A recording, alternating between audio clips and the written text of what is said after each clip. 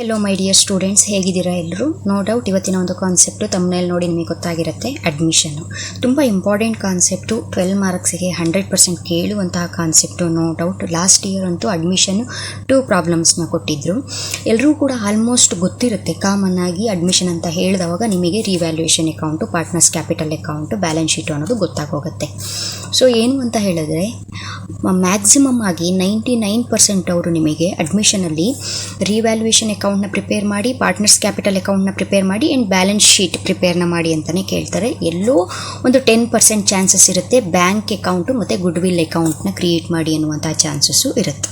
ಸಿಂಪಲ್ಲಾಗಿ ಇಲ್ಲಿ ಕೆಲವೊಂದು ಟಿಪ್ಸ್ ಇದೆ. ಆ ಟಿಪ್ಸನ್ನು ಕರೆಕ್ಟಾಗಿ, ಟಿಪ್ಸು ಅನ್ನೋದಕ್ಕಿಂತ ಕೆಲವೊಂದು ಟ್ರಿಕ್ಸ್ ಅಂತಲೇ ಹೇಳ್ಬೋದು. ಇದು ಕರೆಕ್ಟಾಗಿ ನೀವು ಫಾಲೋ ಮಾಡ್ಕೊಂಡು ಹೋದರೆ ನಿಮಗೆ ಎಲ್ಲೂ ಕೂಡ ರಾಂಗ್ ಆಗಲ್ಲ, ಬ್ಯಾಲೆನ್ಸ್ ಶೀಟು ಟ್ಯಾಲಿ ಆಗುತ್ತೆ.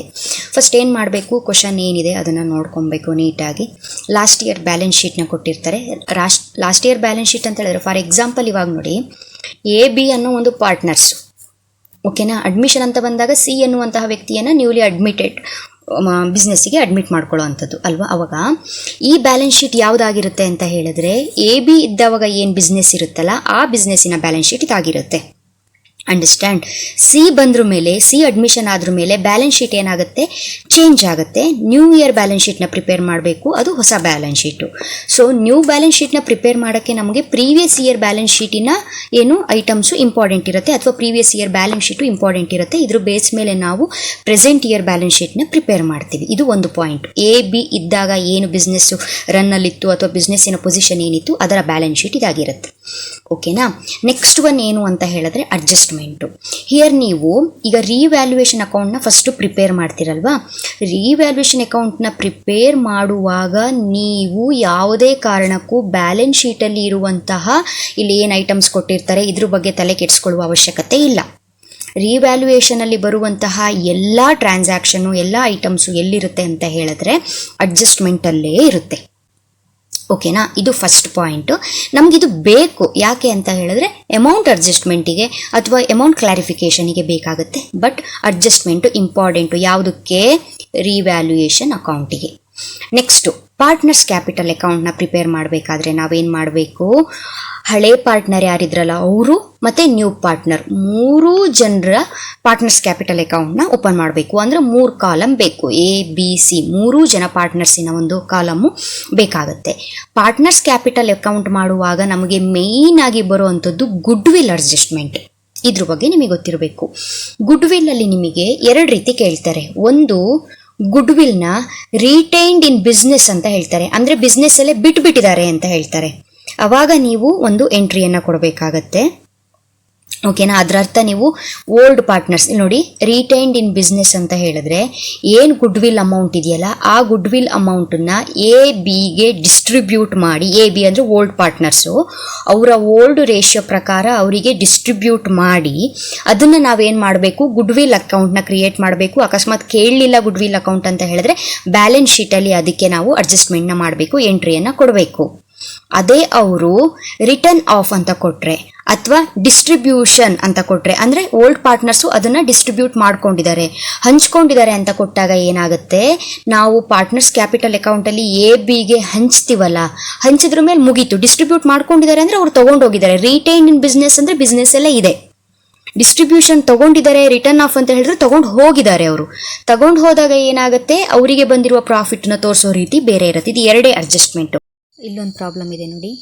A and B are partners. A ಮತ್ತು B ಅನ್ನೋರಿಬ್ಬರು ಪಾರ್ಟ್ನರ್ಸ್ ಇದ್ದಾರಂತೆ. Sharing profits and losses in the ratio of 6:4. ಎಷ್ಟು? 6:4. Okay. Next there balance sheet as on 31st March 2017. ಯಾವುದು ಒಂದು ಬ್ಯಾಲೆನ್ಸ್ ಶೀಟ್ನ ಕೊಟ್ಟಿದ್ದಾರೆ. ಏನೇನು ಕೊಟ್ಟಿದ್ದಾರೆ ನೋಡ್ಕೊಳ್ಳಿ. ಕ್ರೆಡಿಟರ್ಸ್ ಕೊಟ್ಟಿದ್ದಾರೆ, bills payable, reserve fund, capitals ಕೊಟ್ಟಿದ್ದಾರೆ. ABದು ಕ್ಯಾಪಿಟಲ್ ಕೊಟ್ಟಿದ್ದಾರೆ.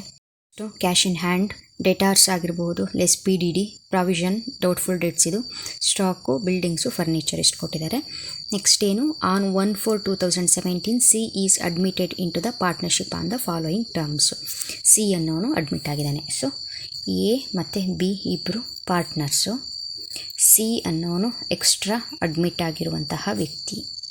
ಈ ಸಿ ಅನ್ನುವಂತಹ ವ್ಯಕ್ತಿ ಯಾವಾಗ ಅಡ್ಮಿಟ್ ಆಗ್ತಾನೆ ಆವಾಗ ನ್ಯೂ ಬ್ಯಾಲೆನ್ಸ್ ಶೀಟ್ ಕ್ರಿಯೇಟ್ ಆಗುತ್ತೆ, ಅಂದರೆ 3 ಜನ ಪಾರ್ಟ್ನರ್ಸ್.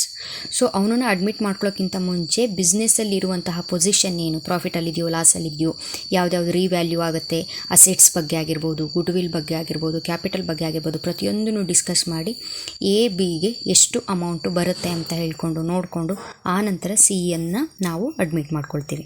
ಓಕೆ, ಸಿ ಬರುವಾಗ ಏನು ಮಾಡಿದ್ದಾನೆ ಅಂತೆ, ಹಿ ಬ್ರಿಂಗ್ಸ್ ₹25,000 ಆ್ಯಸ್ ಕ್ಯಾಪಿಟಲ್, 25,000 ಕ್ಯಾಪಿಟಲ್ನ ತಂದಿದ್ದಾನೆ.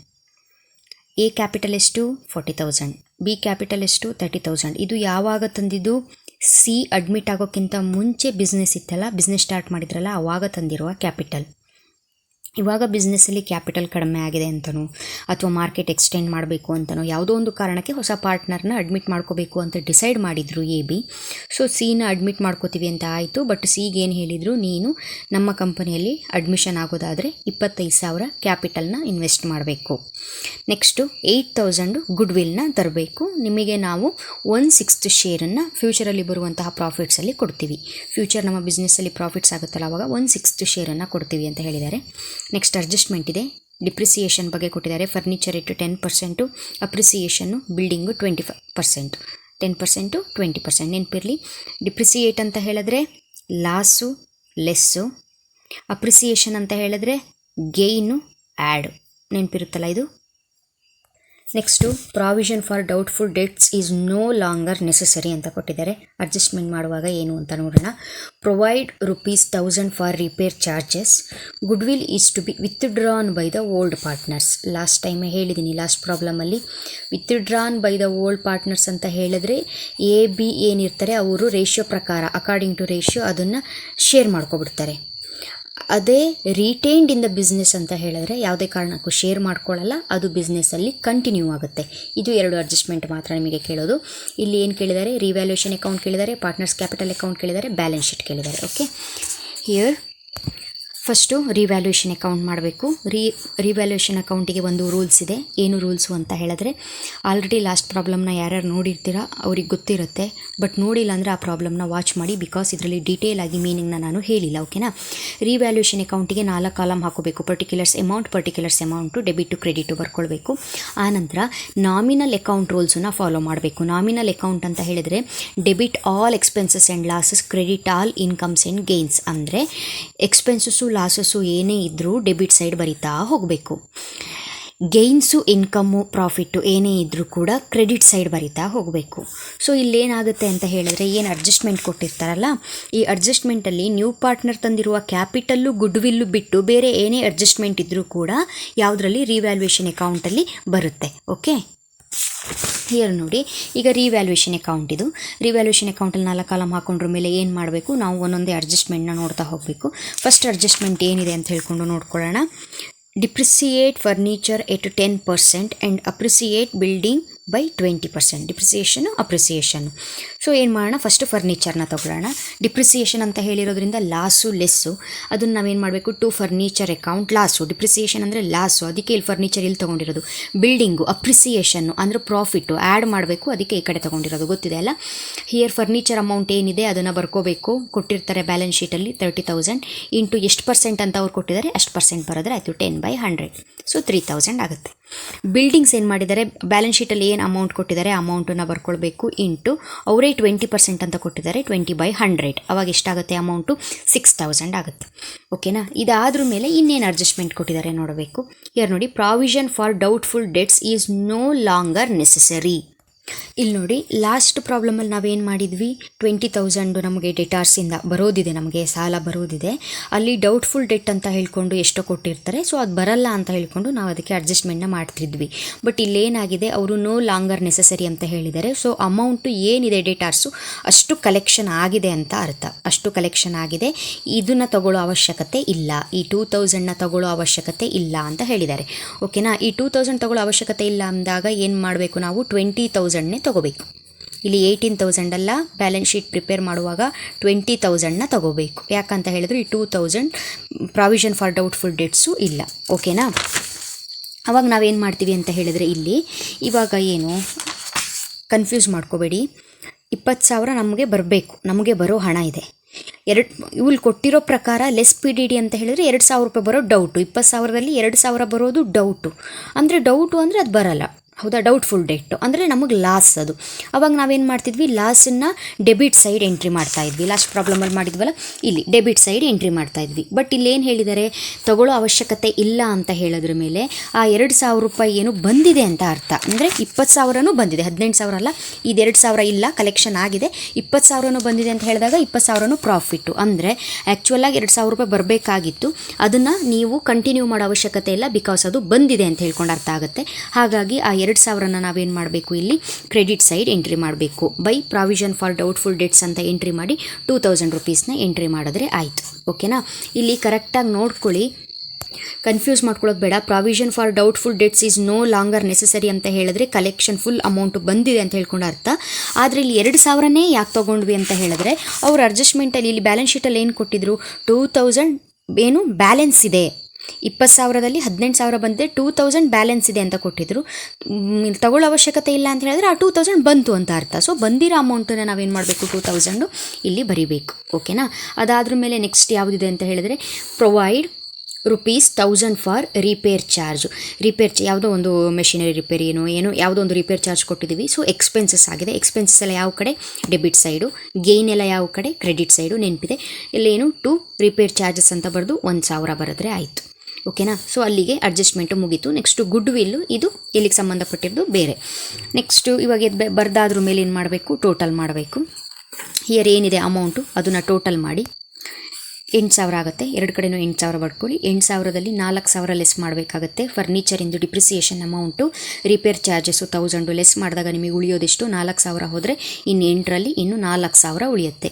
ಈ 4,000 ರೂಪಾಯಿನ ನಾವೇನು ಮಾಡಬೇಕು, ಓಲ್ಡ್ ಪಾರ್ಟ್ನರ್ಸ್ ಇರ್ತಾರಲ್ಲ ಎ ಮತ್ತು ಬಿ, ಅವರಿಗೆ ನಾವು ಶೇರ್ ಮಾಡಬೇಕು ಅಕಾರ್ಡಿಂಗ್ ಟು ರೇಷಿಯೋ. ಅವಾಗ ಹೇಗೆ ಶೇರ್ ಮಾಡ್ತೀರಾ, 4,000 ಇಂಟು 6/10, 4,000 ಇಂಟು 4/10. ಈ ರೀತಿ ಅಮೌಂಟ್ನ ತೆಗೆದಾಗ ಎಗೆ ಎಷ್ಟು ಬರುತ್ತೆ, 2,400, ಬಿಗೆ ಎಷ್ಟು ಬರುತ್ತೆ, 1,600. ಅದನ್ನು ಇನ್ನರ್ ಕಾಲಮಲ್ಲಿ ಬರೀಬೇಕು, ಹೊರಗಡೆಗೆ ಮ್ಯಾಚ್ ಆಗುತ್ತೆ. ಓಕೆನಾ, ಇದಿಷ್ಟು ರಿವ್ಯಾಲ್ಯೂಯೇಷನ್ ಅಕೌಂಟು. ಕನ್ಫ್ಯೂಸ್ ಮಾಡ್ಕೋಬಾರ್ದು. ಇನ್ನೂ ಡೀಟೇಲ್ ಬೇಕು ಅಂತ ಹೇಳಿದ್ರೆ ನೀವು ಪ್ರೀವಿಯಸ್ ಪ್ರಾಬ್ಲಮ್ನೇ ನೋಡಬೇಕಾಗುತ್ತೆ. ರೂಲ್ಸ್ ಏನು ಫಾಲೋ ಮಾಡಿ, ರಿವ್ಯಾಲ್ಯೂಯೇಷನ್ ಅಕೌಂಟಿಗೆ ನಾವು ಯಾವುದೇ ಎಂಟ್ರಿಯನ್ನು ಹಾಕುವಾಗ ಬ್ಯಾಲೆನ್ಸ್ ಶೀಟಲ್ಲಿ ಇರುವಂಥದ್ದು ತೊಗೊಳ್ಳಲ್ಲ. ಬ್ಯಾಲೆನ್ಸ್ ಶೀಟ್ ಬೇಕು ನಮಗೆ, ಯಾಕೆ, ಅಮೌಂಟಿಗೆ ಮಾತ್ರ ಬೇಕು. ಡಿಪ್ರಿಸಿಯೇಷನು ಅಪ್ರಿಸಿಯೇಷನು ಮಾಡೋಕ್ಕೆ ಬೇಕಾಗುತ್ತೆ ಅಷ್ಟೇ. ಅದು ಬಿಟ್ಟರೆ ಬೇರೆ ಯಾವುದಕ್ಕೂ ಬೇಕಾಗೋದಿಲ್ಲ. ಉಳಿದ ಏನು ಅಡ್ಜಸ್ಟ್ಮೆಂಟಲ್ಲಿ ಏನೇನು ಕೊಟ್ಟಿರ್ತಾರೆ ಅದೆಲ್ಲದೂ ಕೂಡ ರಿವ್ಯಾಲ್ಯೂಯೇಷನ್ ಅಕೌಂಟಲ್ಲಿ ಬರೀಬೇಕು. ಪ್ರಾಫಿಟ್ ಎಲ್ಲ ಕ್ರೆಡಿಟ್ ಸೈಡ್ ಬರೀಬೇಕು, ಲಾಸು ಎಕ್ಸ್ಪೆನ್ಸಸ್ ಎಲ್ಲ ಡೆಬಿಟ್ ಸೈಡ್ ಬರೀಬೇಕು ಅಷ್ಟೇ. ಇಷ್ಟೇ ಬರುತ್ತೆ, ಕಾಮನ್ ಆಗಿ ಇಷ್ಟೇ ಟ್ರಾನ್ಸಾಕ್ಷನ್ಸು ಬರುತ್ತೆ. ನೆಕ್ಸ್ಟು ಪಾರ್ಟ್ನರ್ಸ್ ಕ್ಯಾಪಿಟಲ್ ಅಕೌಂಟ್ನ ಮಾಡೋದಾದರೆ ಗೊತ್ತಿದೆ ನಿಮಗೆ already. Partners capital A B ಇದ್ದಾರೆ, C new partner. So 3 column ಬೇಕು. ಪಾರ್ಟ್ನರ್ಸ್ ಕ್ಯಾಪಿಟಲ್ ಅಕೌಂಟ್ ಅಂತ ಹೆಡ್ಡಿಂಗ್ ಹಾಕೋಬೇಕು. Particulars A B C, particulars A B C. ನಿಮಗೆ ಗೊತ್ತಿದೆ ಪಾರ್ಟ್ನರ್ಸ್ ಕ್ಯಾಪಿಟಲ್ ಅಕೌಂಟ್ ಅಂತ ಹೇಳಿದ ತಕ್ಷಣ ನಿಮಗೆ ಏನು ನೆನಪಾಗುತ್ತೆ, ಪಾರ್ಟ್ನರ್ಸ್ ಕ್ಯಾಪಿಟಲ್ ಅಕೌಂಟಿಗೆ ಫಸ್ಟು ನಾವು ಎ ಏನು ಕ್ಯಾಪಿಟಲ್ ತಂದಿದ್ದಾನೆ, ಬಿ ಏನು ಕ್ಯಾಪಿಟಲ್ ತಂದಿದ್ದಾನೆ ಅದನ್ನು ಫಸ್ಟು ಬರೀಬೇಕು. ನೆನ್ಪಿಟ್ಕೊಳ್ಳಿ, ಫಸ್ಟು ಪಾರ್ಟ್ನರ್ಸ್ ಕ್ಯಾಪಿಟಲ್ ಅಕೌಂಟಲ್ಲಿ ಅದು ಕ್ರೆಡಿಟ್ ಸೈಡಲ್ಲಿ ಎ ಏನು ತಂದಿದ್ದಾನೆ ಕ್ಯಾಪಿಟಲು, ಬಿ ಏನು ತಂದಿದ್ದಾನೆ ಅದನ್ನು ಬರೀಬೇಕು. ಅದಾದ್ರ ಮೇಲೆ ರಿವ್ಯಾಲ್ಯೂಯೇಷನ್ ಅಕೌಂಟಲ್ಲಿ ಒಂದು ಡಿಫ್ರೆನ್ಸ್ ಅಮೌಂಟ್ ಉಳಿದಿರುತ್ತಲ್ಲ, ಆ ಡಿಫ್ರೆನ್ಸ್ ಅಮೌಂಟನ್ನ ಎ 2,400, ಬಿ 1,600 ಇದೆ ಅಲ್ವಾ, ಅದು ನೋಡಿ. ಈ ಕಡೆ ಡಿಫ್ರೆನ್ಸ್ ಅಮೌಂಟ್ ಬಂದಿದ್ದಕ್ಕೆ ನಾವು ಈ ಕಡೆ ತೊಗೋತೀವಿ, ಅದೇ ಈ ಕಡೆ ಡಿಫ್ರೆನ್ಸ್ ಅಮೌಂಟ್ ಬಂದಿದ್ದರೆ ಈ ಕಡೆ ತೊಗೋತೀವಿ ಅಷ್ಟೇ. ಓಕೆನಾ, ಈ ಅಮೌಂಟ್ ತೊಗೋಬೇಕು. ಅಲ್ಲಿಗೆ 2 ಆಯಿತು. ಒಂದು ಕ್ಯಾಪಿಟಲ್ಲು, ಎರಡನೇದು ರಿವ್ಯಾಲ್ಯೂಯೇಷನ್ ಅಕೌಂಟು, ಮೂರನೇದು ಯಾವುದು ಅಂತ ಹೇಳಿದ್ರೆ ರಿಸರ್ವ್ ಫಂಡ್ ಅಥವಾ ಜನರಲ್ ರಿಸರ್ವ್ ಅಂತ ಇರುತ್ತೆ. Reserve fund or general reserves ಅಂತ ಇರುತ್ತೆ. ಈ ಅಮೌಂಟನ್ನು ತಗೋಬೇಕು. ಈ ಅಮೌಂಟನ್ನು ಹೇಗೆ ತೊಗೊಳ್ಳೋದು, 4,000 into 6/10 according to ratio. Next 4,000 into 4/10. ಓಕೆನಾ, ಈ ರೀತಿ ತೊಗೋಬೇಕು. ಈ 4,000 ಅಲ್ಲಿ 3 ಆಯಿತು. 4ನೇದು ಯಾವುದು, ನ್ಯೂ ಪಾರ್ಟ್ನರ್ ತಂದಿರೋ ಕ್ಯಾಪಿಟಲ್ಲು. 5ನೇದು ಯಾವುದು, ನ್ಯೂ ಪಾರ್ಟ್ನರ್ ತಂದಿರೋ ಗುಡ್ ವಿಲ್. ಇಷ್ಟೇ 5 ಅಮೌಂಟನ್ನು ತೊಗೊಂಡ್ರೆ ಆಯಿತು. ಸೊ ನೋಡ್ತಾ ಹೋಗಿ, ಇವಾಗ ಬೈ ಬ್ಯಾಲೆನ್ಸ್ ಬ್ರಾಡ್ ಡೌನ್ ಅಂತ ತೊಗೊಂಡಿದ್ದೀವಿ. ಎ ತಂದಿರೋ ಕ್ಯಾಪಿಟಲ್ಲು, ಬಿ ತಂದಿರೋ ಕ್ಯಾಪಿಟಲ್ಲು, ಸಿ ನಿಲ್ಲು. ರಿವ್ಯಾಲ್ಯೂಯೇಷನ್ ಅಕೌಂಟು 2,400, 1,600, ಸಿ ನಿಲ್ಲು. ರಿಸರ್ವ್ ಫಂಡು ಎಲ್ಲಿದೆ ಅಂತ ಹೇಳಿದ್ದೆ, ಬ್ಯಾಲೆನ್ಸ್ ಶೀಟಲ್ಲಿದೆ 4,000, 6:4 ರೇಷಿಯೋ ಪ್ರಕಾರ 6/10, 4/10. ನೋಡಿ ಎಷ್ಟು ಅಮೌಂಟ್ ಬರುತ್ತೆ ಅಂತ ಹೇಳ್ಕೊಂಡು ಬರೆದಿದ್ದಾರೆ, 2,400, 1,600. ಓಕೆನಾ. Next by cash account. By cash ಅಂದರೆ ಯಾವುದು? ನ್ಯೂ ಪಾರ್ಟ್ನರ್ ತಂದಿರುವ ಕ್ಯಾಪಿಟಲ್. ಸೊ ಎಗಿಲ್ಲ, ಬಿಗಿಲ್ಲ, ಸಿ ತಂದಿರೋದು 25,000 ರೂಪಾಯಿ ತಂದಿದ್ದಾನೆ. ನೆಕ್ಸ್ಟ್ ಏನು ಮಾಡಿದ್ದಾನೆ? ಗುಡ್ ವಿಲ್ ತಂದಿದ್ದಾನೆ. ಗುಡ್ ವಿಲ್ ಎಷ್ಟು ತಂದಿದ್ದಾನೆ? ಟೋಟಲ್ ಆಗಿ 8,000 ತಂದಿದ್ದಾನೆ. 8,000ನ 6/10 ಎಗೆ, 4/10 ಬಿಗೆ. ಈ ರೇಷಿಯೋ ಪ್ರಕಾರ ತೆಗೆದಾಗ ಎಷ್ಟು ಬರುತ್ತೆ? 4,800 ಒಬ್ಬನಿಗೆ ಬರುತ್ತೆ, 3,200 ಒಬ್ಬನಿಗೆ ಬರುತ್ತೆ. ಸಿಗೆ ಇಲ್ಲ. ಓಕೆನಾ. ಇಷ್ಟು ಬರೋದಾಯಿತು. ನೆಕ್ಸ್ಟು ನಿಮಗೆ ಗುಡ್ ವಿಲ್ಲಿನ ರೂಲ್ಸು ಗೊತ್ತಿದೆ. ಗುಡ್ ವಿಲ್ ಏನು ಹೇಳಿದ್ದಾರೆ? Goodwill is to be withdrawn by the old partners. ಅಂದರೆ 8,000 ರೂಪಾಯಿ ಗುಡ್ ವಿಲ್ ಏನಿದೆ ಅದನ್ನು ಓಲ್ಡ್ ಪಾರ್ಟ್ನರ್ಸು ವಿತ್ಡ್ರಾ ಮಾಡ್ಕೊಂಡ್ರಂತೆ. ಅದರ ಅರ್ಥ ಬಿಸ್ನೆಸ್ಸಲ್ಲಿ ಇಲ್ಲ. ಹಾಗಾಗಿ ಈ ಅಮೌಂಟ್ ಏನಾಗುತ್ತೆ ಅಂತ ಹೇಳಿದ್ರೆ, ಇಲ್ಲಿ ಏನು ನೀವು ಬ್ಯಾಲೆನ್ಸ್ ಅಮೌಂಟ್ ತೆಗಿತೀರಲ್ಲ ಅದರೊಳಗೆ ಜಾಯ್ನ್ ಆಗಿ ಬರುತ್ತೆ. ಅವ್ರು ಏನು ಮಾಡ್ಕೊಂಡಿದ್ದಾರೆ? ಇಲ್ಲಿ ಅಕಾರ್ಡಿಂಗ್ ಟು ರೇಷಿಯೋ ಶೇರ್ ಮಾಡ್ಕೊಂಡಾಗಿದೆ. ಹಾಗಾಗಿ ಇಲ್ಲಿಗೆ ಎಫೆಕ್ಟು ಮುಗಿಯಿತು. ಇದು ಯಾವುದೇ ಕಾರಣಕ್ಕೂ ಇನ್ನು ಗುಡ್ ವಿಲ್ಲಲ್ಲಿ ನಾವು ಸಪ್ರೇಟಾಗಿ ತೋರಿಸೋವಂಥದ್ದು ಇಲ್ಲ. ಯಾಕಂತ ಹೇಳಿದ್ರೆ ಇರೋ 8,000 ರೂಪಾಯಿನ ಎ ಬಿ ಹಂಚ್ಕೊಂಡ್ರ ಮೇಲೆ ಮತ್ತೆ ನಾವು ಬ್ಯಾಲೆನ್ಸ್ ಶೀಟಲ್ಲಿ ಅಸೆಟ್ ಸೈಡಲ್ಲಿ ಗುಡ್ ವಿಲ್ ಇದೆ ಅಂತ ಹೇಳ್ಕೊಂಡು ತೋರಿಸ್ಲಿಕ್ಕೆ ಬರಲ್ಲ. ಬರುತ್ತೆ ಯಾವಾಗ ಅಂತ ಹೇಳಿದ್ರೆ ರಿಟೈನ್ಡ್ ಇನ್ ಬಿಸ್ನೆಸ್ ಅಂತ ಇದ್ದರೆ ಮಾತ್ರ. ಓಕೆನಾ. ಇಷ್ಟಾದ್ರ ಮೇಲೆ ಇವಾಗ ಡೆಬಿಟ್ ಸೈಡಿಗೆ ಬನ್ನಿ. ಡೆಬಿಟ್ ಸೈಡಲ್ಲಿ ಟು ಕ್ಯಾಶ್ ಅಕೌಂಟು. ಈ ಕ್ಯಾಶ್ ಎಲ್ಲಿದೆ ಅಂತ ಹೇಳಿದ್ರೆ good will amount with drawn. ಯಾವುದು? ಡಬಲ್ ಎಂಟ್ರಿಯನ್ನು ಕೊಡಬೇಕು ಅಂತ ಹೇಳಿದ್ದೆ ನಿಮಗೆ. ಡಬಲ್ ಎಫೆಕ್ಟ್ ಕೊಡಬೇಕು ಅಂತ ಹೇಳಿದ್ರೆ ಕನ್ಫ್ಯೂಸ್ ಮಾಡ್ಕೋಬಾರ್ದು. ಗುಡ್ ವಿಲ್ನ ಅವರು ಅಕಾರ್ಡಿಂಗ್ ಟು ರೇಷಿಯೋ ವಿತ್ಡ್ರಾ ಮಾಡ್ಕೊಳ್ಳಿ ಅಥವಾ ರಿಟೈನ್ ಮಾಡ್ಕೊಳ್ಳಿ, ಅಂದರೆ ಬಿಸ್ನೆಸ್ಸಲ್ಲೇ ಉಳಿಸ್ಲಿ, ಇಲ್ಲೊಂದು ಎಂಟ್ರಿ ಬಂದೇ ಬರುತ್ತೆ. ಗುಡ್ ವಿಲ್ ಅಕೌಂಟ್ ಬಂದಿದೆ ಅಂತ ಇಲ್ಲೊಂದು ಎಂಟ್ರಿ ಬರುತ್ತೆ. ಇವಾಗ ಇಲ್ಲಿ ಯಾಕೆ ಎಂಟ್ರಿ ಬಂತು ಈ ಕಡೆ ಸೈಡು ಅಂತ ಹೇಳಿದ್ರೆ ವಿತ್ಡ್ರಾ ಮಾಡ್ಕೊಬಿಟ್ಟಿದ್ದಾರೆ. ಯಾವುದೇ ಗುಡ್ ವಿಲ್ ಅಮೌಂಟನ್ನು ಉಳಿಸ್ಲಿಲ್ಲ ಪಾರ್ಟ್ನರ್ಸು. ಅಷ್ಟು 8,000ನ ಹಂಚ್ಕೊಬಿಟ್ಟಿದ್ದಾರೆ. ಅದಕ್ಕೋಸ್ಕರ ಇಲ್ಲಿ ಎಂಟ್ರಿಯನ್ನು ತೊಗೊಂಡಿರೋದು. ಅದೇ ಇಲ್ಲಿ ರಿಟೈನ್ಡ್ ಇನ್ ಬಿಸ್ನೆಸ್ ಅಂತ ಇದ್ದಿದ್ರೆ ಇಲ್ಲಿ ಎಂಟ್ರಿ ಬರ್ತಾ ಇರಲಿಲ್ಲ. ಡೈರೆಕ್ಟಾಗಿ ಬ್ಯಾಲೆನ್ಸ್ ಶೀಟಿಗೆ ಎಂಟ್ರಿ ಹೋಗ್ತಾ ಇತ್ತು. ಓಕೆನಾ. ಹಿಯರ್ ನೋಡಿ, ಇವಾಗ ಅಲ್ಲಿ ಅಮೌಂಟ್ ಬರ್ದಾದ್ರ ಮೇಲೆ ಟೋಟಲ್ ಮಾಡಬೇಕು. ಎಲ್ಲ ಕಾಲಮ್ನು ಟೋಟಲ್ ಮಾಡಿ. ಟೋಟಲ್ ಮಾಡಿದಾಗ 40,000, 2,400, 2,400, 4,800 ಟೋಟಲ್ ಮಾಡಿದಾಗ 49,600. ಅದೇ ರೀತಿ ಈ ಕಾಲಮ್ ಮಾಡಿದಾಗ 36,400, ಸಿ ಕಾಲಮ್ ಮಾಡಿದಾಗ 25,000 ಆಯಿತು. ಅದನ್ನೇ ಎರಡು ಕಡೆನೂ ಕೂಡ ಬರೆದ್ವಿ. ಬರೆದಾದ್ರ ಮೇಲೆ ಡಿಫರೆನ್ಸ್ ಅಮೌಂಟ್ ತೆಗೆದಾಗ ನಮಗೆ ಎಷ್ಟು ಬಂತು? 44,800, 33,200, 25,000. ಓಕೆನಾ. ಇದು ಏನು ನೆಕ್ಸ್ಟ್ ಇಯರ್ಗೆ ಬ್ಯಾಲೆನ್ಸ್ ಶೀಟಿಗೆ ಕ್ಯಾರಿ ಫಾರ್ವರ್ಡ್ ಆಗುವಂತಹ ಅಮೌಂಟ್ ಆಗಿರುತ್ತೆ. ಓಕೆ. Next balance sheet. ತುಂಬ ಸಿಂಪಲ್ ಪ್ರಾಬ್ಲಮ್ ಇದು. ಬ್ಯಾಲೆನ್ಸ್ ಶೀಟಿಗೆ ಎಂಟ್ರಿ ಮಾಡುವಾಗ ಬ್ಯಾಲೆನ್ಸ್ ಶೀಟಲ್ಲಿ ಅಸೆಟ್ ಸೈಡ್ ಏನಿದೆ ಅದು, ಲಯಬಿಲಿಟಿ ಸೈಡ್ ಏನಿದೆ ಅದು. ಅಸೆಟ್ ಸೈಡ್ ಬರೆಯುವಾಗ ಯಾವುದಕ್ಕೆ ಅಡ್ಜಸ್ಟ್ಮೆಂಟ್ ಇತ್ತು ಅದನ್ನು ನೋಡ್ಕೊಂಡು ಬರೆದ್ರೆ ಆಯಿತು. ಲಯಬಿಲಿಟಿ ಸೈಡು ಯಾವುದಕ್ಕೆ ಅಡ್ಜಸ್ಟ್ಮೆಂಟ್ ಇತ್ತು ಅದನ್ನು ನೋಡ್ಕೊಂಡು ಬರೆದ್ರೆ ಆಯಿತು. Asset side cash in hand. Cash in hand actual ಆಗಿ ಪ್ರಾಬ್ಲಮಲ್ಲಿ ಕೊಟ್ಟಿರೋದು ಎಷ್ಟು ನೋಡಿ? 5,000. ಎಷ್ಟು? Cash in hand 5,000. ನೆಕ್ಸ್ಟು ಇದು ಹೇಗೆ 30,000 ಆಯಿತು ಅಂತ ಹೇಳಿದ್ರೆ, ಸಿ ಅಡ್ಮಿಟ್ ಆದ್ನಲ್ಲ, ಅವನು ಬರುವಾಗ ಎಷ್ಟು ತಂದಿದ್ದ ಕ್ಯಾಪಿಟಲ್ಲು? 25,000 ರೂಪಾಯಿ ತಂದಿದ್ದ. ಆ 25,000 ರೂಪಾಯಿನ ಯಾರು ಕೂಡ ವಿತ್ಡ್ರಾ ಮಾಡ್ಕೊಂಡಿಲ್ಲ.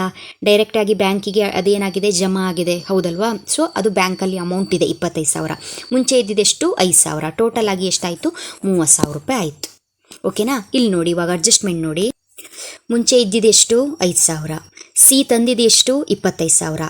ಅದ್ರ ಜೊತೆಗೆ ಸಿ ಬರೀ 25,000 ತಂದಿಲ್ಲ, ಗುಡ್ ವಿಲ್ ಅಂತ 8,000 ತಂದಿದ್ದ. ಬಟ್ ಈ 8,000ನ ಓಲ್ಡ್ ಪಾರ್ಟ್ನರ್ಸು ಡಿಸ್ಟ್ರಿಬ್ಯೂಟ್ ಮಾಡ್ಕೊಬಿಟ್ರು, ಇಬ್ಬರು ಶೇರ್ ಮಾಡಿಕೊಂಡ್ರು. ಅದಕ್ಕೆ ಈ 8,000 ಇವಾಗ ನಮ್ಮ ಹತ್ರ ಇಲ್ಲ. ಸೊ ಇರೋದು 25,000 ಕ್ಯಾಪಿಟಲು, 5,000 ಓಲ್ಡ್ ಬ್ಯಾಲೆನ್ಸು. ಸೊ 30,000. ಓಕೆನಾ. Next debtors. ಡೆಟಾರ್ಸಿಗೆ ಅವರು ಅಡ್ಜಸ್ಟ್ಮೆಂಟ್ ಕೊಟ್ಟಿದ್ರು, ಕನ್ಫ್ಯೂಸ್ ಮಾಡ್ಕೋಬಾರ್ದು. ಅವ್ರು ಏನು ಹೇಳಿದರು?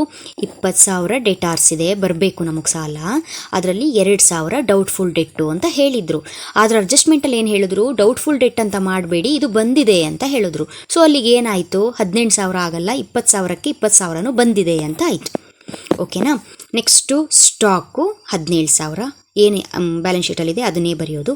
ಬಿಲ್ಡಿಂಗ್ಸು 30,000 ಇತ್ತು, ಅಪ್ರಿಸಿಯೇಷನ್ನು 6,000, 36,000. ಫರ್ನಿಚರು 30,000 ಇತ್ತು, ಡಿಪ್ರಿಸಿಯೇಷನ್ನು 3,000, 27,000. ಓಕೆನಾ. ಟೋಟಲ್ ಮಾಡಿದರೆ ಆಯಿತು. ನೆಕ್ಸ್ಟು ಕ್ರೆಡಿಟಾರ್ಸು ಅಲ್ಲಿ ಏನಿದೆ ಆ್ಯಸ್ ಇಟ್ ಈಸ್ ಆ ಅಮೌಂಟನ್ನು ಬರೆದ್ರೆ ಆಯಿತು. ಬಿಲ್ಸ್ ಪೇಯಬಲು ಅಲ್ಲಿ ಏನಿದೆ ಅದೇ ಅಮೌಂಟನ್ನು ಬರೆದ್ರೆ ಆಯಿತು. ಕ್ಯಾಪಿಟಲ್ನ ಬರಿಬೇಕು, ಎ ಬಿ ಸಿ. ಕ್ಯಾಪಿಟಲ್ ಬರೆಯುವಾಗ ನಿಮಗೆ ಗೊತ್ತಿರಬೇಕು, ಯಾವುದೇ ಕಾರಣಕ್ಕೂ ಇದಲ್ಲ ಕ್ಯಾಪಿಟಲು, ಎದು ಮತ್ತು ಬಿದು ಕ್ಯಾಪಿಟಲು. ಇದು ಹೋದ ವರ್ಷದ ಕ್ಯಾಪಿಟಲ್ಲು. ಈ ವರ್ಷ ನ್ಯೂ ಬ್ಯಾಲೆನ್ಸ್ ಶೀಟ್ ಮಾಡಬೇಕಾದ್ರೆ ನಾವು ಪಾರ್ಟ್ನರ್ಸ್ ಕ್ಯಾಪಿಟಲ್ ಅಕೌಂಟ್ ಮಾಡಿ ಹೊಸ ಒಂದು ಕ್ಯಾಪಿಟಲ್ ಯಾವುದು ಅಂತ ಕಂಡು ಹಿಡಿದಿದ್ದೀವಿ. ಅದು ಯಾವುದು? ಇದು ನಿಜವಾದ ಕ್ಯಾಪಿಟಲ್ಲು. ಸೊ ಅದೇ ಅಮೌಂಟನ್ನು ಇಲ್ಲಿ ಬರೆದ್ರೆ ಆಯಿತು. ಕನ್ಫ್ಯೂಸ್ ಮಾಡ್ಕೋಬಾರ್ದು. ಇದೇ ಅಮೌಂಟನ್ನು ಇಲ್ಲಿ ಬರೆದ್ರೆ ಆಯಿತು. ಕ್ಯಾಪಿಟಲ್ 44,800, 33,200, 25,000. ಓಕೆನಾ. ನೆಕ್ಸ್ಟ್ ಇವಾಗ ಅಡ್ಜಸ್ಟ್ಮೆಂಟ್ಸ್ ಎಲ್ಲ ಒಂದ್ಸಲ ಚೆಕ್ ಮಾಡಬೇಕು. ಇಲ್ಲಿ 25,000 ಕ್ಯಾಪಿಟಲ್ ತಂದಿರೋದು ಒಂದು ಪಾರ್ಟ್ನರ್ಸ್ ಕ್ಯಾಪಿಟಲ್ ಅಕೌಂಟಲ್ಲಿ ಬಂತು, ಇನ್ನೊಂದು ಸಲ ಬ್ಯಾಲೆನ್ಸ್ ಶೀಟಲ್ಲಿ ಬಂತು. ಇದು ಪಾರ್ಟ್ನರ್ಸ್ ಕ್ಯಾಪಿಟಲ್ ಅಕೌಂಟಲ್ಲೇ ಡಬಲ್ ಎಫೆಕ್ಟ್ ಆಗೋಯ್ತು, ಎರಡು ಕಡೆ ಬರೆದಿದ್ದೀವಿ. ಫರ್ನಿಚರಿಗೆ ಮತ್ತು ಬಿಲ್ಡಿಂಗಿಗೂ ಕೂಡ ಡಬಲ್ಲು, ಒಂದು partners capital account revaluation account, ಇನ್ನೊಂದು ಬ್ಯಾಲೆನ್ಸ್ ಶೀಟಲ್ಲಿ ಬರೆದಿದ್ದೀವಿ. ನೆಕ್ಸ್ಟ್ ಡೌಟ್ಫುಲ್ ಡೆಟ್ಟು ಅಷ್ಟೇ, ಯಾವುದರಲ್ಲಿ ರಿವ್ಯಾಲ್ಯೂಷನ್ ಅಕೌಂಟಲ್ಲಿ ಒಂದು ಸಲ ಬರೆದಿದ್ದೀವಿ, ನೆಕ್ಸ್ಟ್ ಬ್ಯಾಲೆನ್ಸ್ ಶೀಟಲ್ಲಿ ಒಂದು ಸಲ ಬರೆದಿದ್ದೀವಿ. ಪ್ರೊವೈಡ್ ₹1000 ಫಾರ್ ರಿಪೇರ್ ಚಾರ್ಜು, ಇದು ಒಂದು ಸಲ ಮಾತ್ರ ಆಗಿದೆ, ರಿವ್ಯಾಲ್ಯೂಷನ್ ಅಕೌಂಟಲ್ಲಿ ಡೆಬಿಟ್ ಸೈಡಿಗೆ ಬರೆದಿದ್ದೀವಿ. ರಿಪೇರ್ ಚಾರ್ಜ್ ಕೊಟ್ಟಿದ್ದೀವಿ ಅಂತ ಹೇಳಿದ್ರೆ ಅದು ಎಕ್ಸ್ಪೆನ್ಸು, ನಥಿಂಗ್ ಬಟ್ ಲಾಸ್ ಅಂತ ಅರ್ಥ. ಸೊ ಅದನ್ನು ನಾವೇನು ಮಾಡಬೇಕು, ಕ್ರೆಡಿಟ್ ಸೈಡೇ ತಗೋಬೇಕು. Provision for repair charges 1000. ಯಾಕೆ ಇಲ್ಲಿ ಬರ್ದಿರೋದು ಅಂತ ಹೇಳಿದ್ರೆ ಇದು ಲಾಸು, ಎಕ್ಸ್ಪೆನ್ಸಸ್ಸು, ಲಯಬಿಲಿಟಿ, ಅದಕ್ಕೋಸ್ಕರ ಕೊಟ್ಟಿದ್ದೀವಿ. ₹1,000 ಹೋಗಿದೆ, ಹಾಗಾಗಿ ₹1,000 provision for repair charges 1,000. So ಇವಾಗ ನೀವು ಟೋಟಲ್ ಮಾಡಿದರೆ ಟ್ಯಾಲಿ ಆಗುತ್ತೆ. ಓಕೆನಾ? ಕೆಲವೊಂದು ಸಲ ಏನಾಗುತ್ತೆ, ಟ್ಯಾಲಿ ಆಗಲ್ಲ. ಯಾವಾಗ ಟ್ಯಾಲಿ ಆಗಲ್ಲ ಅಂತ ಹೇಳಿದ್ರೆ, ಈ ಕ್ಯಾಪಿಟಲ್ ಅಮೌಂಟಲ್ಲಿ ಏನಾದರೂ ಇವರಿಬ್ಬರದು ಓಲ್ಡ್ ಪಾರ್ಟ್ನರ್ಸ್ ಏನಿರ್ತಾರಲ್ಲ ಅವರ ಕ್ಯಾಪಿಟಲ್ ಅಮೌಂಟಲ್ಲಿ ಏನಾದರೂ ಪ್ರಾಬ್ಲಮ್ ಆದರೆ ನಿಮಗಿಲ್ಲಿ ಟ್ಯಾಲಿ ಆಗಲ್ಲ. ಟ್ಯಾಲಿ ಆಗಿಲ್ಲ ಅಂತ ಹೇಳ್ಕೊಂಡು ಬೇರೆ ಇದನ್ನೆಲ್ಲ ಟ್ರಾನ್ಸಾಕ್ಷನ್ ಎಲ್ಲ ಬಿಟ್ಬಿಡಬೇಡಿ, ನೀಟಾಗಿ ಬರೀರಿ, ಅದಕ್ಕೂ ಕೂಡ ಮಾರ್ಕ್ಸ್ ಇರುತ್ತೆ, ಇದಕ್ಕೇನು ಜಾಸ್ತಿ ಮಾರ್ಕ್ಸ್ ಹೋಗಲ್ಲ. ನೆಕ್ಸ್ಟು ಇದನ್ನು ಇಲ್ಲಿ ಮಿಸ್ ಆಗಬಾರ್ದು, ಎಕ್ಸಾಕ್ಟಾಗಿ ನೀವು ಕ್ಯಾಪಿಟಲ್ನ ಕಂಡುಹಿಡಿಬೇಕು ಅಂತ ಹೇಳಿದ್ರೆ ಒಂದೇ ಒಂದು ಫಾರ್ಮುಲಾ. ಇಲ್ಲಿ ಪಾರ್ಟ್ನರ್ಸ್ ಕ್ಯಾಪಿಟಲ್ ಅಕೌಂಟ್ ಮಾಡುವಾಗ ಬರೋದು 5 ಐಟಮ್ಸ್ ಅವರನ್ನು ನೆನ್ಪಿಟ್ಕೋಬೇಕು. ಫಸ್ಟ್ ಐಟಮ್ಮು ಓಲ್ಡ್ ಬ್ಯಾಲೆನ್ಸ್ ಶೀಟಲ್ಲಿ ಬಂದಿರುವಂತಹ ಕ್ಯಾಪಿಟಲ್ಲು, ಅಂದರೆ ಓಲ್ಡ್ ಪಾರ್ಟ್ನರ್ಸು ಏನೇನು ಕ್ಯಾಪಿಟಲ್ ತಂದಿರ್ತಾರೆ ಅದನ್ನು ಫಸ್ಟ್ ಬರಿಬೇಕು. ಆನಂತರ ರಿವ್ಯಾಲ್ಯೂಯೇಷನ್ ಅಕೌಂಟಲ್ಲಿ ಏನು ಪ್ರಾಫಿಟ್ ಆಗಿರುತ್ತೆ ಅದನ್ನು ಬರಿಬೇಕು. ಬೈ ಚಾನ್ಸ್ ರಿವ್ಯಾಲ್ಯೂಯೇಷನ್ ಅಕೌಂಟಲ್ಲಿ ಲಾಸ್ ಆಯಿತು ಅಂದರೆ ಈ ಸೈಡ್ ಬರಿಬೇಕು. 2 ಆಯಿತು. ನೆಕ್ಸ್ಟು ಜನರಲ್ ರಿಸರ್ವು ಅಥವಾ ರಿಸರ್ವ್ ಫಂಡ್ ಏನಿರುತ್ತೆ ಅದನ್ನು ಅಕಾರ್ಡಿಂಗ್ ಟು ರೇಷಿಯೋ ಬರ್ಕೊಳ್ಬೇಕು. ನೆಕ್ಸ್ಟು ನ್ಯೂ ಪಾರ್ಟ್ನರ್ ತಂದಿರುವಂತಹ ಕ್ಯಾಪಿಟಲ್ನ ಎಂಟ್ರಿ ಮಾಡಬೇಕು. ನ್ಯೂ ಪಾರ್ಟ್ನರ್ ತಂದಿರುವಂತಹ ಗುಡ್ ವಿಲ್ನ ಓಲ್ಡ್ ಪಾರ್ಟ್ನರ್ಸಿಗೆ ಶೇರ್ ಮಾಡಿ ಅಂದರೆ ಶೇರ್ ಮಾಡಬೇಕು, ರಿಟೈನ್ ಮಾಡಿ ಅಂದರೆ ರಿಟೈನ್ ಮಾಡಬೇಕು. ಸೊ ಈ ಕಡೆ ಈ ಎಂಟ್ರಿ ಇದೇ ಥರನೇ ಇರುತ್ತೆ, ರಿಟೈನ್ ಮಾಡಿದ್ರು ಇದೇ ಥರ ಇರುತ್ತೆ, ಏನು ವಿತ್ಡ್ರಾ ಮಾಡಿದ್ರು ಈ ಕಡೆ ಎಂಟ್ರಿ ಇದೆ, ಬಟ್ ವಿತ್ಡ್ರಾ ಮಾಡಿದಾಗ ಈ ಕಡೆ ಒಂದು ಎಂಟ್ರಿ ಬರುತ್ತೆ, ರಿಟೈನ್ ಮಾಡಿದಾಗ ಬ್ಯಾಲೆನ್ಸ್ ಶೀಟಲ್ಲಿ ಒಂದು ಎಂಟ್ರಿ ಬರುತ್ತೆ. ಓಕೆನಾ? ಇಷ್ಟು ಮಾಡಿಕೊಂಡು ಟೋಟಲ್ ಮಾಡಿದ್ರೆ ಇಲ್ಲಿ ನೀವು ಡಿಫ್ರೆನ್ಸ್ ಅಮೌಂಟನ್ನು ಡೈರೆಕ್ಟಾಗಿ ಕ್ಯಾರಿ ಮಾಡ್ಬೋದು, ಏನು ಪ್ರಾಬ್ಲಮ್ ಆಗಲ್ಲ. ರಿವ್ಯಾಲ್ಯೂಷನ್ ಅಕೌಂಟಲ್ಲೂ ಅಷ್ಟೇ, ರಿವ್ಯಾಲ್ಯೂಷನ್ ಅಕೌಂಟ್ ಮಾಡುವಾಗ ತಗೊಳ್ಳುವಂಥ ಐಟಮ್ಸು ಅಡ್ಜಸ್ಟ್ಮೆಂಟಲ್ಲಿರೋದನ್ನೇ ತಗೋಬೇಕು. ಅಡ್ಜಸ್ಟ್ಮೆಂಟ್ ಬಿಟ್ಟು ಬ್ಯಾಲೆನ್ಸ್ ಶೀಟ್ ಏನಾದರೂ ನೋಡೋದಾದರೆ ಕೆಲವೊಂದು ಅಮೌಂಟಿಗೆ ನೋಡಬೇಕು ಅಷ್ಟೇ, ಬಿಟ್ಟರೆ ಬ್ಯಾಲೆನ್ಸ್ ಶೀಟಲ್ಲಿರೋದು ರಿವ್ಯಾಲ್ಯೂಷನ್ ಅಕೌಂಟಿಗೆ ಬರೋದಿಲ್ಲ. ರಿವ್ಯಾಲ್ಯೂಷನ್ ಅಕೌಂಟ್ ಬರೋದು ಯಾವುದು, ಅಡ್ಜಸ್ಟ್ಮೆಂಟಲ್ಲಿರುವಂತಹ ಐಟಮ್ಸ್ ಅಷ್ಟೇ. ಅದು ಕೂಡ ನ್ಯೂ ಪಾರ್ಟ್ನರ್ ತಂದಿರುವ ಕ್ಯಾಪಿಟಲ್ಲು ಗುಡ್ ವಿಲ್ಲು ರಿವ್ಯಾಲ್ಯೂಷನ್ ಅಕೌಂಟಿಗೆ ಬರಲ್ಲ, ಅದು ಎಲ್ಲಿ ಬರುತ್ತೆ, ಪಾರ್ಟ್ನರ್ಸ್ ಕ್ಯಾಪಿಟಲ್ ಅಕೌಂಟಿಗೆ ಬರುತ್ತೆ. ಓಕೆ, ಅದನ್ನು ನೆನ್ಪಿಟ್ಕೋಬೇಕು. ನೆಕ್ಸ್ಟು ಲಾಸು ಅಥವಾ ಏನಾದರೂ ಎಕ್ಸ್ಪೆನ್ಸಸ್ಸು ಇದ್ದರೆ ಡೆಬಿಟ್ ಸೈಡ್ ಬರೀಬೇಕು. ಗೇಯ್ನ್ ಆದರೆ ಪ್ರಾಫಿಟ್ ಆದರೆ ಕ್ರೆಡಿಟ್ ಸೈಡ್ ಎಂಟ್ರಿ ಮಾಡಬೇಕು. ಅವ್ರು ಪರ್ಸೆಂಟೇಜ್ ಕೊಟ್ಟಿರ್ತಾರೆ, 10, 5, 20% ಕೊಟ್ಟಿರ್ತಾರೆ, ಕ್ಯಾಲ್ಕುಲೇಟ್ ಮಾಡಿದ್ರಾಯಿತು. ಡಿಪ್ರಿಸಿಯೇಷನ್ ಎಲ್ಲ ಡೆಬಿಟ್ ಸೈಡು, ಅಪ್ರಿಸಿಯೇಷನ್ ಎಲ್ಲ credit side. Repair charge, loss, expense, repair ಏನೋ ಎಕ್ಸ್ಪೆನ್ಸಸ್ಸು, ಜನರಲ್ ಎಕ್ಸ್ಪೆನ್ಸಸ್ ಅಂತ ಕೊಟ್ಟರು, ಅದು ಕೂಡ ಡೆಬಿಟ್ ಸೈಡೇ ಬರುತ್ತೆ. ಈ ಥರ ಯಾವುದ್ಯಾವ್ದು ಎಕ್ಸ್ಪೆನ್ಸಸ್ಸು ಲಾಸಸ್ಸು ಇದೆ ಅದೆಲ್ಲ ಡೆಬಿಟ್ ಸೈಡೇ ಬರುತ್ತೆ. ಡಿಫ್ರೆನ್ಸ್ ಅಮೌಂಟನ್ನು ನೀಟಾಗಿ ಅಕಾರ್ಡಿಂಗ್ ಟು ರೇಷಿಯೋ ಶೇರ್ ಮಾಡಿದ್ರೆ ಆಯಿತು. ಓಕೆನಾ? ಇಷ್ಟೇ. ಸೊ ಪ್ರಾಬ್ಲಮ್ ಅರ್ಥ ಆಗಿದೆ ಅಂತ ಅಂದ್ಕೊಂಡಿದ್ದೀನಿ. ನೆಕ್ಸ್ಟು ನಿಮಗೆ ಈ ಹೇಳಿರುವ ಪ್ರಾಬ್ಲಮ್ಮಲ್ಲಿ ಗುಡ್ ವಿಲ್ಲು ಅಷ್ಟು ವಿತ್ಡ್ರಾ ಮಾಡಿದ್ರೆ ಯಾವ ರೀತಿ ಬರಿಬೇಕು, ಅಥವಾ ಗುಡ್ ವಿಲ್ಲು ವಿತ್ಡ್ರಾ ಮಾಡದೆ ಬಿಸ್ನೆಸ್ಸಲ್ಲಿ ರಿಟೈನ್ ಮಾಡಿದ್ರೆ ಯಾವ ರೀತಿ ಬರಿಬೇಕು ಅಂತ ಆಯಿತು. ಆದರೆ ನಿಮಗೇನಾದರೂ ಎಕ್ಸಾಮಲ್ಲಿ ಗುಡ್ ವಿಲ್ ಅಮೌಂಟು ಅರ್ಧ ಅಂದರೆ ಹಾಫು ವಿತ್ಡ್ರಾ ಮಾಡೋದು, ಹಾಫು ಬಿಸ್ನೆಸ್ಸಲ್ಲೇ ಇಡೋದು, ಈ ರೀತಿ ಕೊಟ್ಟರೆ ಯಾವ ರೀತಿ ಪ್ರಾಬ್ಲಮ್ ಮಾಡಬೇಕು ಅಂತ ನೆಕ್ಸ್ಟ್ ವೀಡಿಯೋದಲ್ಲಿ ಅಪ್ಲೋಡ್ ಮಾಡ್ತೀನಿ. ಓಕೆನಾ? Okay, thank you students.